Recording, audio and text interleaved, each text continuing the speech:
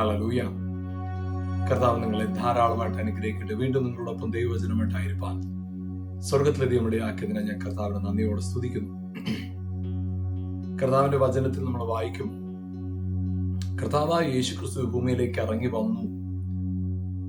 നമ്മൾ കാണുന്ന ഒരു കാര്യം ഇതാണ്, ദൈവം മനുഷ്യനായി ഈ ഭൂമിയിൽ വന്നു. അതായത് ദൈവം മനുഷ്യനായി ഭൂമിയിൽ വന്നൊന്നുമില്ല, ദൈവം ദൈവമായിട്ട് തന്നെ ഭൂമിയിൽ വന്നു. പക്ഷെ ദൈവം മനുഷ്യനിൽ വസിച്ചു, ദൈവത്തെ വെളിപ്പെടുത്തി. അതായിരുന്നു യേശു ക്രിസ്തു. നമുക്കിവിടെ യേശുക്രിസ്തു തന്നെ പറഞ്ഞൊരു കാര്യമുണ്ട്. യോഹന്നാൻ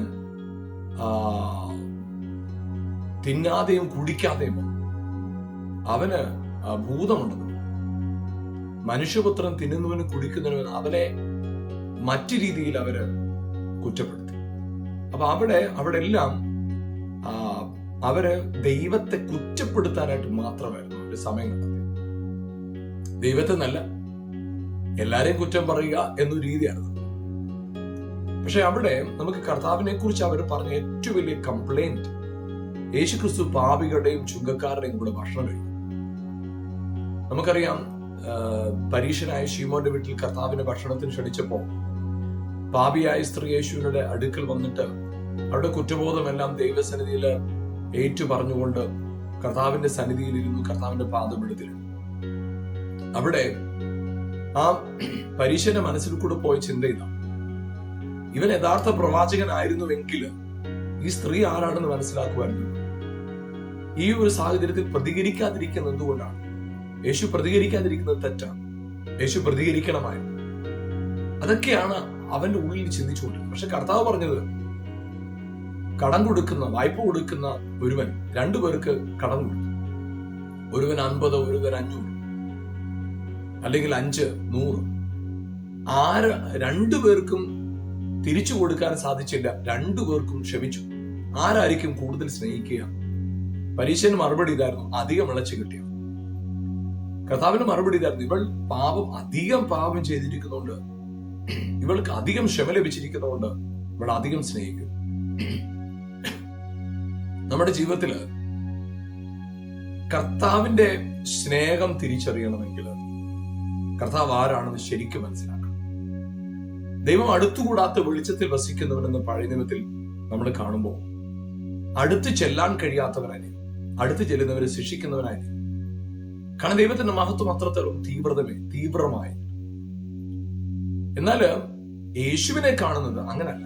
പാപികളുടെ കൂടെ സഞ്ചരിക്കുന്ന, പരീശന്മാരുടെ കൂടെ, ചുങ്കക്കാരുടെ കൂടെ, പാപികളുടെ കൂടെ. സക്കായുടെ വീട്ടിൽ പോയപ്പോ എല്ലാവരും പിറുപിറുത്തു. പക്ഷെ യേശു അവരുടെ കൂടെ, അവന്റെ കൂടെ ചെന്ന് അവന്റെ കൂടെ ഭക്ഷണം കഴിച്ചു. നമുക്കിവിടെ ഫിലിപ്പി ലേഖനം അതിന്റെ 2-ാമത്തെ അധ്യായത്തിന്റെ 14-15 വാക്യങ്ങൾ ഞാൻ വായിക്കാം.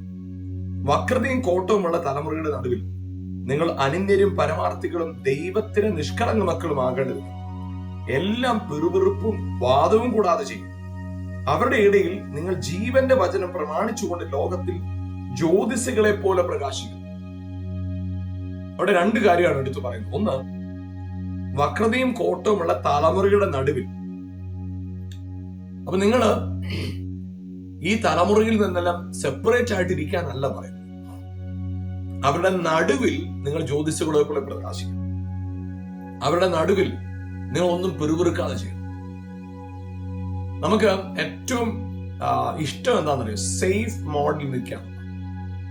ഒരു പ്രയാസമില്ലാത്ത സ്ഥലത്ത്, ഒരു ചോദ്യമില്ല, വെല്ലുവിളിയില്ല, നമ്മള് ചില വിഷയങ്ങൾ വരുന്നു, നമ്മൾ അവിടുന്ന് കംപ്ലീറ്റ്ലി ഒഴിഞ്ഞു മാറുന്നു.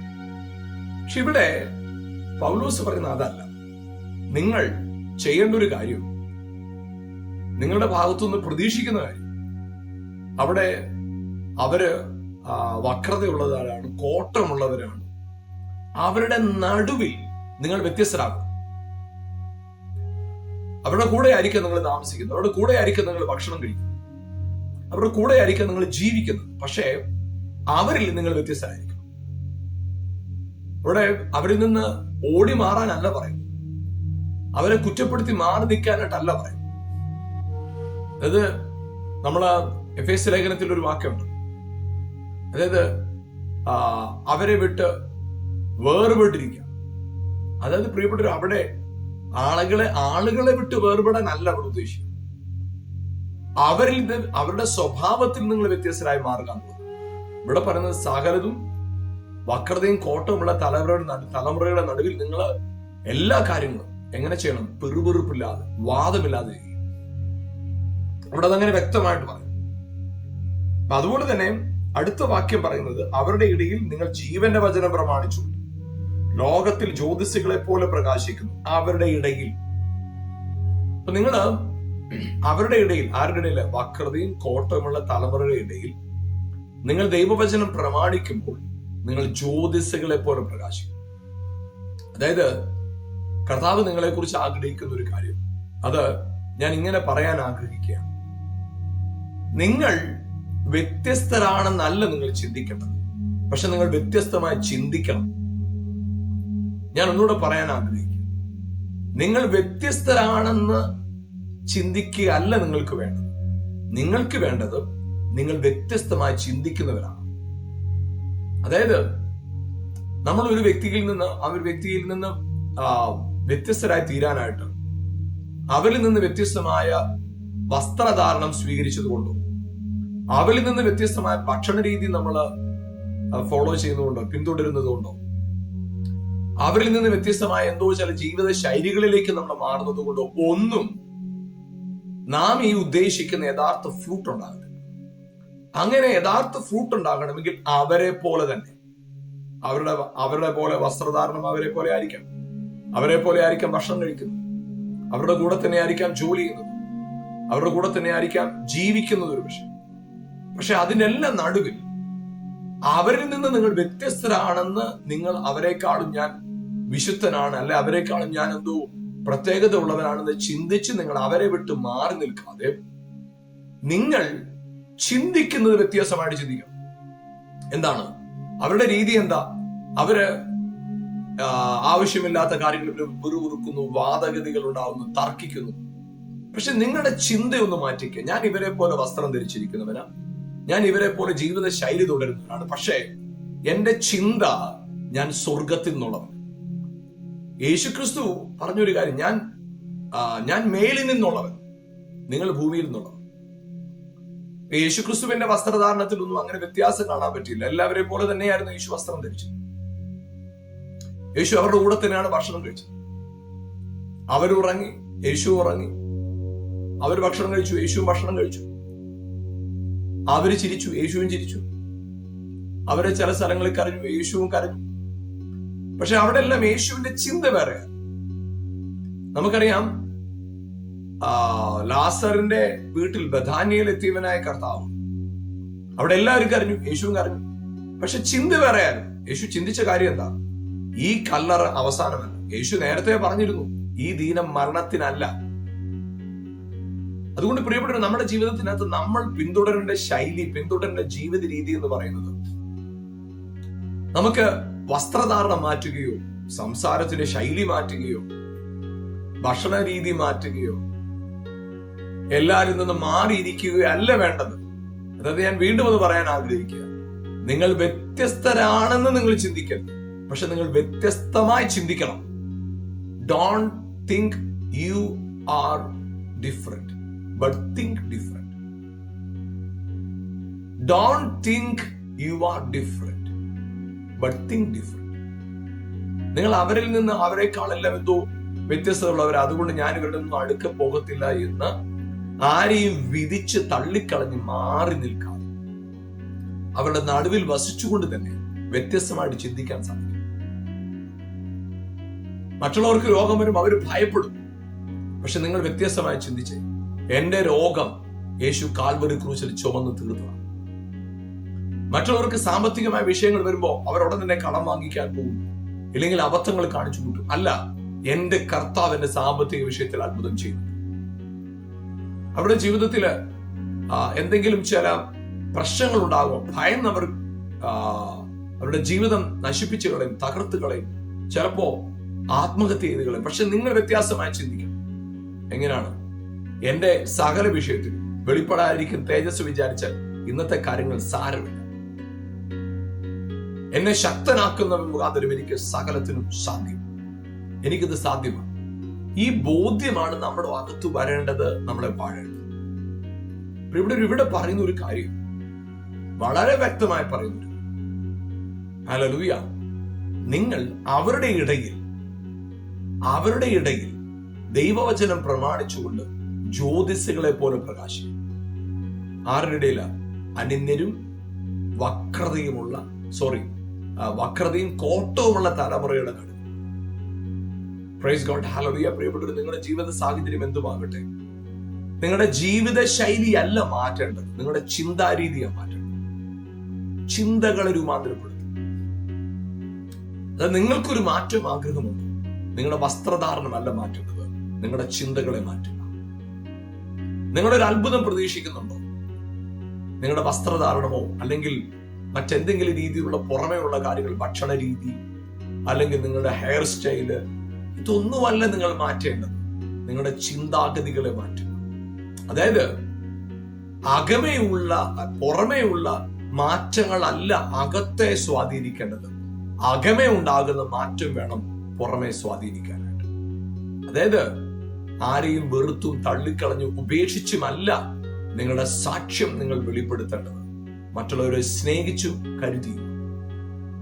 അവിടെയാണ് ഹല്ലേലൂയ യേശുക്രിസ്തുവിന്റെ സുവിശേഷത്തിന്റെ പ്രസക്തി വരുന്നത്. അത് നമ്മൾ മനസ്സിലാക്കണമെങ്കിൽ നമുക്ക് മോശയുടെ ജീവിത സംഭവത്തെ ഒന്ന് ചിന്തിക്കാം. മോശയുടെ ജീവിതത്തിൽ നടന്ന സംഭവത്തെ നമ്മൾ മനസ്സിലാക്കുമ്പോൾ, മോശ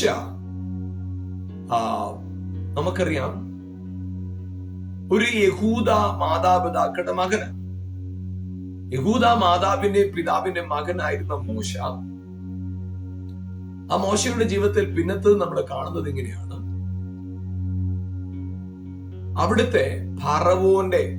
അവിടുത്തെ വാഴുന്ന വ്യക്തിയുടെ മകളുടെ മകനായി വളർത്തപ്പെടുക.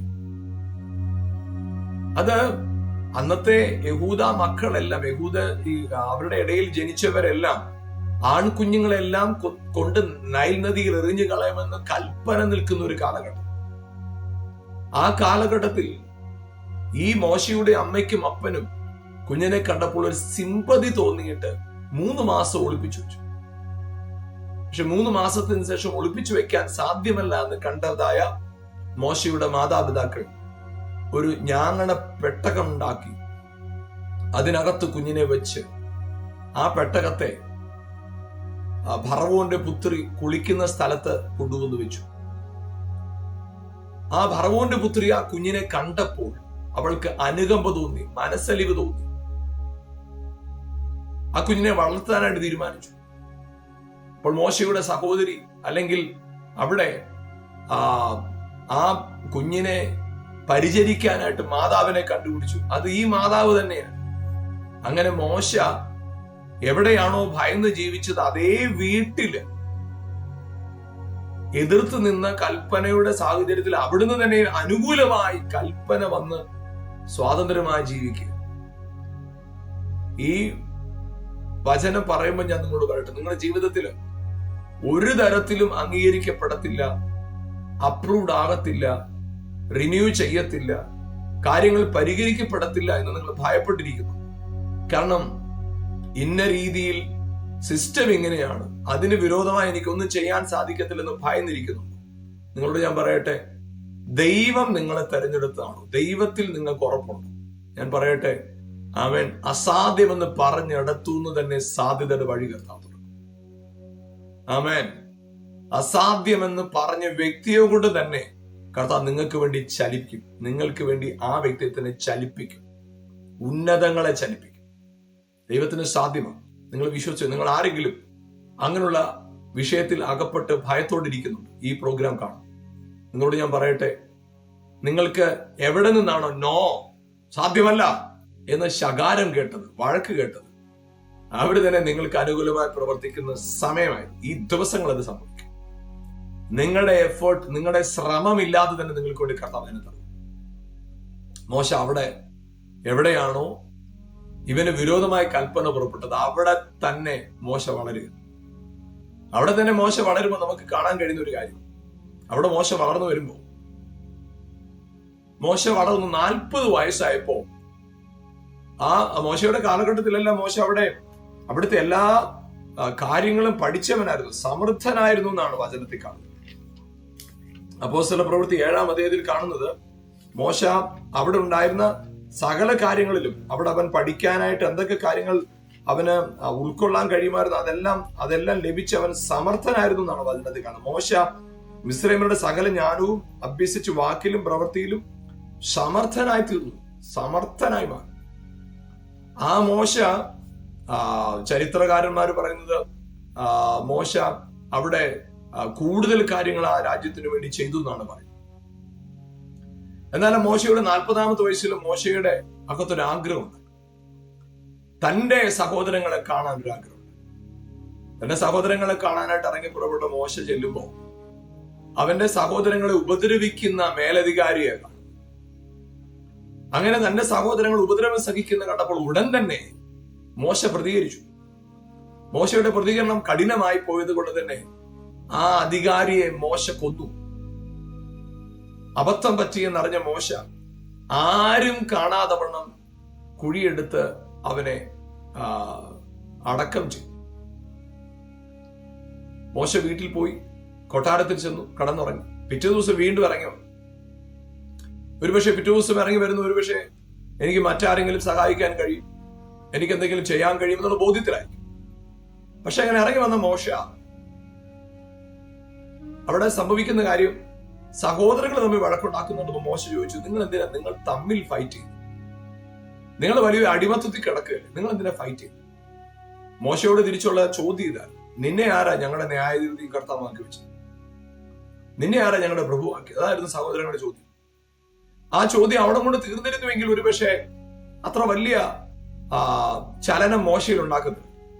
പക്ഷെ ചോദ്യം തുടർന്നു. അവർ പറഞ്ഞു, നീ ഇന്നലെ മിസ്രൈമിയ അധിപതിയെ അല്ലെങ്കിൽ ആ വേലക്കാരനെ കൊന്നുപോലെ ഞങ്ങളെ കൊല്ലാനുള്ള പ്ലാനാണ്, നടക്കത്തില്ല.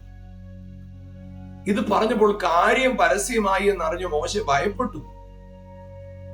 ഇത് ഫറവോന്റെ ചെവിയിലെത്തിയപ്പോ ഫറവോൻ പറഞ്ഞവനെ കൊന്നുകളയാം. അപ്പോൾ തന്നെ മോശ അവിടുന്ന് ഓടി മിദ്യാനിൽ ചെന്ന് ഒളിച്ചു പാർക്കും.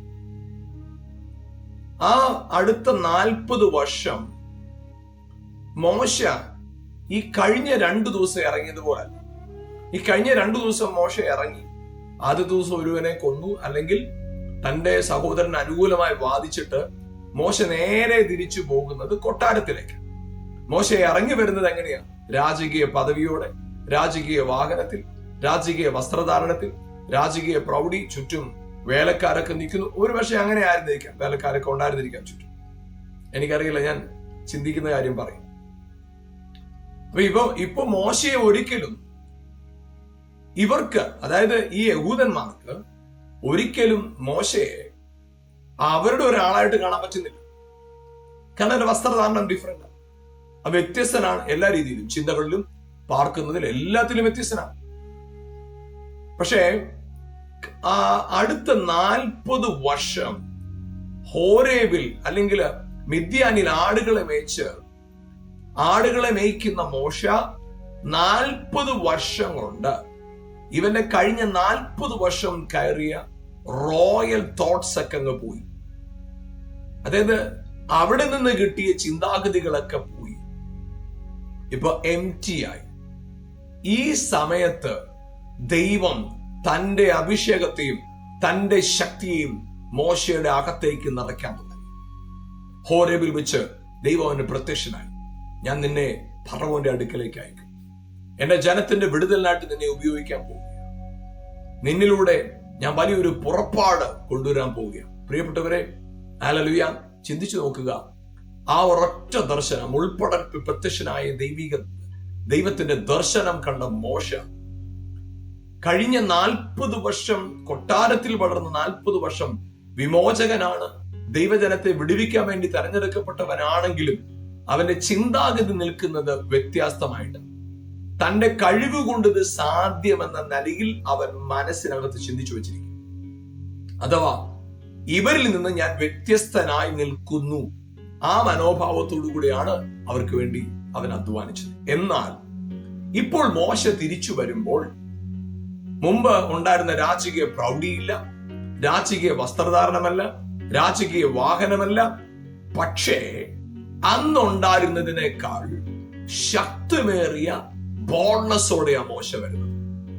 മുമ്പ് ഫറവോനെ ഭയന്നോടിയ മോശ ഒരിക്കൽ ഫറവോൻ നേരിട്ട് സംസാരിച്ചു പോലും. അവനെ കൊന്നുകളയുക എന്ന് പ്രഖ്യാപനമുണ്ടായി. അത് അറിയുന്നതിന് മുമ്പ് മോശ പോയി. പക്ഷേ ഇവിടെ നമുക്കറിയാം, പിന്നെ മടങ്ങി വന്ന മോശയുടെ അടുക്കൽ പലവട്ടം ഫറവോൻ ദേഷ്യപ്പെടുന്നതായിട്ട് കാണും. പക്ഷെ മോശ പോയില്ല. മോശക്കറിയാം, എന്നെ അയച്ച ദൈവമാണെങ്കിൽ എന്നെ കർത്താവ് പോകാൻ പറയുമ്പോഴേ ഞാൻ പോകും. അത് മോശയുടെ അകത്തുണ്ടായിരുന്നു. അപ്പോൾ ഈ കഴിഞ്ഞ 40 വർഷത്തിൽ മോശയില് കഴിഞ്ഞ മുമ്പുള്ള 40 വർഷം പണിതെടുത്തതായ രാജകീയ അല്ലെങ്കിൽ ആ രാജ്യത്തിന്റെ ചിന്താഗതിയെ മാറ്റിയിട്ട് ദൈവരാജ്യത്തിന്റെ ചിന്ത അവന്റെ അകത്തേക്ക്. അതുവരെയും അവൻ കണ്ട ഏറ്റവും ശക്തൻ ഫറവോനായിരുന്നു. പക്ഷേ ദൈവം ശക്തനാണെന്ന് അവൻ മനസ്സിലായി. അതുവരെ അവൻ മനസ്സിലാക്കിയിരിക്കുന്നത് തന്റെ സാമർത്ഥ്യവും തന്റെ ജ്ഞാനവും വലുതാണെന്നാണ്. പക്ഷെ ഇവിടെ വെച്ച് മനസ്സിലായി, എന്റെ മേൽ കിടക്കുന്ന അഭിഷേകവും വിളിയാണ് വലുതെന്ന് മനസ്സിലായി. ഫറവോന്റെ പുത്രിയുടെ സന്തതി എന്ന് വിളിക്കപ്പെടുന്നതിനേക്കാൾ ആമേൻ ക്രിസ്തുവിന്റെ അഭിഷിക്തൻ എന്ന് വിളിക്കപ്പെടുന്നത്, ദൈവത്തിന്റെ ഭാവം ചുമക്കുന്നത് വിളിക്കപ്പെടുന്നത് പദവിയും ശ്രേഷ്ഠവുമേറിയതായിട്ട് മോശ കണ്ടു. ആ മോശ പിന്നെ വസ്ത്രധാരണം വേറെയായി, ജീവിത രീതി വേറെയായി, ജീവിത ശൈലി വേറെയായി, സകല മേഖലകളിലും മോശയിൽ വ്യത്യസ്തതയുണ്ടായി. അങ്ങനെ സകല മേഖലകളിൽ വ്യത്യസ്തനായിരുന്ന മോശ എങ്ങനെ വ്യത്യസ്തനായി? തന്റെ ജനത്തോട് ഈക്വലായി. മുമ്പ് വ്യത്യസ്തനായിരുന്നു. ഇപ്പൊ തന്റെ ജനത്തോട് ഡ്രസ് കോഡ് കൊണ്ട്, ഭക്ഷണ രീതി കൊണ്ട്, സംസാര രീതി കൊണ്ട്. മുമ്പ് ഭക്ഷണ രീതിയെല്ലാം വേറെയാണ്. ഇപ്പോഴ് ഇവരുടെ രീതിയിലേക്ക് വന്നു. പക്ഷേ മോശയ്ക്കൊരു വ്യത്യാസമാണ്. ഇവരുടെ കൂടെ ജീവിക്കുമ്പോഴും വ്യത്യാസമായിട്ട് ചിന്തിക്കാൻ തുടങ്ങി. അതുകൊണ്ടാണല്ലോ ചെങ്കടലിന് മുമ്പിൽ നിന്നപ്പോ മോശ പറയുക, നിങ്ങൾ മിണ്ടാതിരിക്കുക, എല്ലാരും നിലവിളിക്കുക, തിരിച്ചു പോകാം. പക്ഷെ മോശ വ്യത്യസ്തനായിട്ട് പറയുക, ഇല്ല, ഇന്ന് യഹോവ വരുത്തുന്ന രക്ഷയെ നിങ്ങളുടെ കണ്ണ് കണ്ടുകൊള്ളുക, ഉറച്ചു നിൽക്കുക, നിങ്ങൾ മിണ്ടാതിരിക്കുക. ദൈവം നിങ്ങൾക്കായി യുദ്ധം ചെയ്യും, യഹോവ നിങ്ങൾക്കായി യുദ്ധം ചെയ്യും. ഇന്ന് കണ്ട മിസ്രൈമിനെ ഇനിമേൽ നിങ്ങൾ കാണത്തില്ല. എല്ലാവരും പുറകോട്ട് പോകാൻ പറഞ്ഞപ്പോ മോശ പറയുക, മുന്നോട്ട് പോവുക, മുൻപോട്ട് പോവുക. ചിന്തിച്ചു നോക്കുക, ഡ്രസ് കോഡിലല്ല മാറ്റം, പേരിലല്ല മാറ്റം, വസ്ത്രധാരണത്തിലല്ല മാറ്റം. മോശയിൽ മാറ്റം വന്ന എവിടാന്നറിയാവോ? ചിന്തയിൽ മാറ്റം. Praise God. പ്രിയപ്പെട്ടവരെ, നിങ്ങളെ കർത്താവ് ഉപയോഗിക്കാൻ ആഗ്രഹിക്കുന്നില്ല. നിങ്ങളെ കൊള്ളത്തിൽ എന്ന് പറഞ്ഞില്ലേ, നിങ്ങളെ ഓടിച്ചു കളഞ്ഞില്ലേ, നിങ്ങളെ തള്ളിക്കളഞ്ഞില്ലേ, അങ്ങോട്ട് തന്നെ നിങ്ങൾ പോയി നിൽക്കണം. അവരെ നിങ്ങൾ സ്നേഹിക്കണം, അവരുടെ നടുവിൽ നിന്ന് പ്രകാശിക്കണം. That is the God's plan. നിങ്ങൾ എല്ലാവരും നിന്ന് വ്യത്യസ്തരായിട്ട് നിന്നിട്ടല്ല നിങ്ങൾ ഫലം കായ്ക്കുന്നത്. അവരുടെ നടുവിൽ, വക്രതയും കോട്ടവുമുള്ള തലമുറയുടെ നടുവിൽ നിങ്ങൾ പരമാർത്ഥികളും അനിന്ദരുമായി തീരുന്നത് സകലതും വാഗ്വാദവും പെറുപെറുപ്പുമില്ലാതെ ചെയ്യും. അതെ, അവരുടെ നടുവിൽ, അവരുടെ ഇടയിൽ ദൈവവചനം പ്രമാണിച്ചുകൊണ്ട് ജ്യോതിസുകളെ പോലെ നിങ്ങൾ പ്രകാശിക്കും. അതാണ് നിങ്ങളുടെ മേൽ കിടക്കുന്ന വിളി. അതുകൊണ്ട് പ്രിയപ്പെട്ടവരെ, നിങ്ങൾ എവിടെയെങ്കിലും നിങ്ങളുടെ ജീവിതത്തിനകത്ത് നിന്ദയും പ്രയാസവും പരിഹാസവും ചുമന്ന് നിങ്ങൾ തളർന്നവരായിട്ടുണ്ടോ? നിങ്ങളോട് ഞാൻ പറയട്ടെ, അല്ലല്ല. നിങ്ങളെ തകർക്കുന്ന അല്ല കർത്താവിന്റെ പദ്ധതി. അവിടെ തന്നെ നിങ്ങളെ മാനിക്കാൻ കർത്താവിന്റെ പദ്ധതിയാണ്. അവരുടെ നടുവിൽ നിങ്ങൾ മാനിക്കപ്പെടാനായിട്ട് പുതിയ വാഹനമോ പുതിയ വീടോ നിങ്ങളുടെ ഡ്രസ് കോഡ് ചേഞ്ച് ചെയ്യുന്നത് ഒന്നുമല്ല. നിങ്ങളുടെ ചിന്താഗതിയെ മാറ്റുക. നിങ്ങൾ തിരിച്ചറിയുക, എന്റെ സ്ഥാനമാനത്തെക്കാൾ വലുതാണ് എന്റെ അകത്തുള്ള അഭിഷേകം. എനിക്ക് പുറമേയുള്ള എന്തിനേക്കാൾ വലുതാണ് എന്റെ അകത്തിരിക്കുന്ന ദൈവവചനം. ആമേൻ. ഞാൻ കണ്ടിട്ടുള്ള, ഇതുവരെയും കണ്ടത് ഇന്ന വ്യക്തി ആയിരിക്കും വലുത്, ഇന്ന വിഷയമാണ് വലുത്. പക്ഷെ ഞാൻ ഇപ്പോൾ ഒരു കാര്യം മനസ്സിലാക്കി, എന്റെ ദൈവമാണ് വലിയവൻ, അവൻ സർവശക്തനാണ്. പ്രിയപ്പെട്ട ആ തിരിച്ചറിവാണ് നമ്മുടെ ജീവിതത്തിൽ വേണ്ടത്. ഇന്ന് നിങ്ങളുടെ ജീവിതത്തിനകത്ത് പരിശുദ്ധാത്മാവില് ഞാൻ ആ വാക്കൊന്നുകൂടെ പറയട്ടെ. നിങ്ങൾ ആമേൻ മറ്റുള്ളവരിൽ നിന്ന് വ്യത്യസ്തരാണെന്നല്ല ചിന്തിക്കേണ്ടത്, നിങ്ങൾ മറ്റുള്ളവരിൽ നിന്നും വ്യത്യസ്തമായി ചിന്തിക്കണം. ഹല്ലേലൂയ. നിങ്ങൾ മറ്റുള്ളവരിൽ നിന്ന് വ്യത്യസ്തരാണെന്നല്ല ചിന്തിക്കേണ്ടത്, മറ്റുള്ളവരിൽ നിന്ന് വ്യത്യസ്തമായി ചിന്തിക്കണം. അതെ, നിങ്ങൾ ലോകത്തെ സ്നേഹിക്കാൻ, നിങ്ങളുടെ കൂടെയുള്ളവരെ സ്നേഹിക്കാൻ, ചുറ്റുമുള്ളവരെ സ്നേഹിക്കാൻ, അവരെ സ്നേഹിക്കുന്നതിലൂടെ ഹല്ലേലൂയ ആ സ്നേഹിക്കണമെങ്കിൽ നിങ്ങളുടെ ചിന്ത മാറണം. നിങ്ങൾ വ്യത്യസ്തമായി ചിന്തിക്കണം. മനുഷ്യൻ പ്രതികാരത്തിന്റെ കാലത്തിൽ ജീവിക്കുമ്പോൾ കണ്ണിന് പകരം കണ്ണ്, കൈക്ക് പകരം കൈ എന്ന് പറയുന്ന ഒരു വാദഗതിയിൽ നിൽക്കുമ്പോൾ അതിന്റെ നടുവിൽ ദൈവവചനം പ്രമാണിച്ചുകൊണ്ട് ജ്യോതിസുകളെ പോലെ പ്രകാശിക്കുക. നിങ്ങളുടെ വീടിനകത്ത്, നിങ്ങളുടെ സഭയിൽ, നിങ്ങളായിരിക്കുന്ന ദേശത്ത് ഹല്ലേലൂയ ദൈവശക്തിയിൽ നിങ്ങൾ നിൽക്കുമ്പോൾ നിങ്ങളുടെ സാഹചര്യങ്ങളെ മാറ്റിമറിക്കാനായിട്ട് കർത്താവ് കഴിയും. ആമേൻ. മോശ വ്യത്യസ്ത വസ്ത്രധാരണവും വ്യത്യസ്ത രൂപഭാവത്തിൽ വന്നപ്പോൾ ഒന്നും സംഭവിച്ചില്ല. പക്ഷേ അവരെ പോലെ ഒരുവനായി വന്നു, വ്യത്യസ്തനായി ചിന്തിക്കുന്നവനായി വന്നു, അവനെ കർത്താവ് ഉപയോഗിച്ചു. നിങ്ങളുടെ ജീവിതത്തിൽ കർത്താവ് വലിയ കാര്യങ്ങൾ ചെയ്യാനായിട്ട് ആഗ്രഹിക്കും. നിങ്ങളിലൂടെ വൻ കാര്യങ്ങൾ കർത്താവ് ചെയ്യും, നിശ്ചയമായി ചെയ്യും. അതുകൊണ്ട് ധൈര്യത്തോടെ നിങ്ങളുടെ നിരാശകളെ മാറ്റി, ഭാരത്തെ മാറ്റി, ഹല്ലേലൂയ നിങ്ങളുടെ അകത്തുനിന്ന് എല്ലാ വെറുപ്പും കയ്പും നിരാശകളും എല്ലാം അകത്തുനിന്ന് എടുത്തു മാറ്റി സന്തോഷത്തോടെ സ്വസ്ഥതയോടെ എന്നെ വിളിച്ച ദൈവം നിശ്ചയമായി എന്നെ മാനിക്കുമെന്ന ബോധ്യത്തോടു കൂടെ നിൽക്കുക. നിങ്ങളായിരിക്കുന്ന ദേശത്ത് നിങ്ങൾ സാക്ഷികളെ മാറും, അനുഗ്രഹമായി തീരും. കർത്താവ് നിങ്ങളെ അനുഗ്രഹിക്കട്ടെ. നമുക്ക് ഒരുമിച്ച് പ്രാർത്ഥിക്കാം. ഞങ്ങളുടെ നല്ല കർത്താവേ, ഈ പ്രോഗ്രാമിലൂടെ എന്നെ കണ്ടുകൊണ്ടിരിക്കുന്ന പ്രിയപ്പെട്ടവർക്കായി സ്തോത്രം ചെയ്യുന്ന യേശുവിന്റെ നാമത്തിൽ അങ്ങയുടെ ജീവനും അങ്ങയുടെ സാന്നിധ്യവും അങ്ങയുടെ ശക്തിയും അവരുടെ ജീവിതത്തിലേക്ക് ഒഴുകട്ടെ. അസാധാരണമായ ദൈവ സാന്നിധ്യ ഭവനത്തിലേക്ക് ഇറങ്ങട്ടെ. അവര് വ്യത്യസ്തമായി ചിന്തിക്കട്ടെ. അനേകര് ഈ ലോകത്തിന് മുമ്പിൽ തളർന്നും മടുത്തും നിരാശപ്പെട്ടും ആത്മഹത്യയിലേക്ക് നീങ്ങും. അവർ വ്യത്യസ്തരായി ചിന്തിക്കട്ടില്ല, എനിക്ക് സൗഖ്യദായകനായ ഒരുവനുണ്ട്. ആവശ്യങ്ങളുടെ നടുവിൽ ഭയന്ന് വിറച്ചിരിക്കും. ഇവർ വ്യത്യസ്തമായി ചിന്തിക്കട്ടെ. എന്റെ കാര്യങ്ങൾ നടത്തുവാൻ, എന്റെ ആവശ്യങ്ങളിൽ അത്ഭുതം ചെയ്യാൻ കഴിയുന്നൊരു ദൈവമുണ്ട്. എനിക്ക് വേണ്ടി കരം ചലിക്കുന്ന ഒരു ദൈവമുണ്ട്. എനിക്ക് വേണ്ടി അത്ഭുതം ചെയ്യുന്ന ഒരു ദൈവമുണ്ട്. ഹല്ലേലൂയ. ആ ബോധ്യം അവരുടെ അകത്തേക്ക് വരട്ടെ. ഇപ്പോൾ തന്നെ കർത്താവേ, രോഗനിമിത്തം മാനസികമായി തകർന്ന് നിരാശയിലായിരിക്കുന്നവർക്ക് പ്രാർത്ഥിക്കുന്നു. ഈ നിമിഷം സൗഖ്യമാക്കി ഞങ്ങളുടെ അത്ഭുതകരം അവരെ ഒന്ന് സ്പർശിച്ച് ആ മനസ്സിന്റെ ഭാരങ്ങൾ മാറട്ടെ. വലിയ ധൈര്യം, ഉറപ്പും ദൈവവചനത്തിന്റെ പ്രത്യാശയും അവരുടെ ഉള്ളിലേക്ക് അവിടുന്ന് പകരുന്നതിനായി സ്തോത്രം ചെയ്യും. അവരെ യേശുവിന്റെ നാമത്തിൽ അനുഗ്രഹിച്ച് പ്രാർത്ഥിക്കുന്നു കർത്താവേ. ഇപ്പോൾ തന്നെ അവരുടെ ശരീരങ്ങളിൽ അടിപ്പിണരുകളാലുള്ള സൗഖ്യം വെളിപ്പെടട്ടെ, അത്ഭുത സൗഖ്യം വെളിപ്പെടട്ടെ. കുടുംബങ്ങളായ വ്യക്തികളായിട്ട് അനുഗ്രഹിച്ച് പ്രാർത്ഥിക്കും. ഈ ദിവസം അനുഗ്രഹത്തിന്റെ ദിവസങ്ങളായി തീരട്ടെ, ജയത്തിന്റെ നാളുകളായി മാറട്ടെ. കർത്താവേ, ചില പ്രത്യേക കാര്യങ്ങളിൽ അപ്രൂവൽ കിട്ടാതെ ചില കാര്യങ്ങളിൽ ഭാരപ്പെടുന്നവർക്ക് പ്രാർത്ഥന യേശുവിന്റെ നാമത്തിൽ അവർക്ക് വേണ്ടി സാഹചര്യങ്ങൾ മാറി മറിയട്ടെ, അത്ഭുതം നടക്കട്ടെ, ആ കാര്യങ്ങൾ പരിഹരിക്കപ്പെടട്ടെ സൂപ്പർ നാച്ചുറൽ ആയിട്ട്. കർത്താവ് അതിനകത്ത് അത്ഭുതം ചെയ്തു കഴിഞ്ഞതിനായിട്ട് യേശുവിൻ നാമത്തിൽ പിതാവേ, ആമേൻ, ആമേൻ, ആമേൻ. ഹല്ലേലൂയ. കർത്താവ് നിങ്ങളെ ധാരാളമായി അനുഗ്രഹിക്കട്ടെ. ഈ സന്ദേശം നിങ്ങൾക്ക് അനുഗ്രഹമായിരുന്നു എന്ന് വിശ്വസിക്കുന്നു.